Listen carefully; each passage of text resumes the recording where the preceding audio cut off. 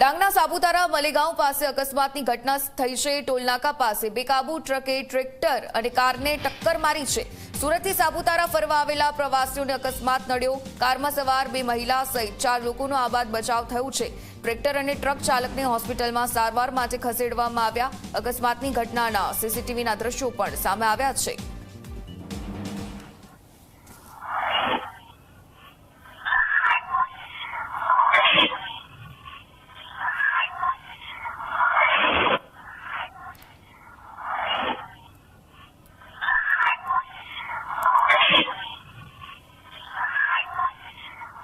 તો સાપુતારા મલેગાંવ પાસેના અકસ્માતના દ્રશ્યો છે। દ્રશ્યોમાં સ્પષ્ટ રીતે જે રીતે અકસ્માતની ઘટના દેખાઈ આવે છે। પૂરપાટ ઝડપે આ ડમ્પર જે રીતે આવ્યું અને જે ટ્રેક્ટર હતું તેને ટક્કર મારી છે। સામેની સાઈડમાં જે વાહન ચાલકો હતા તેમનો પણ ખાસ કરીને આબાદ બચાવ થયો છે।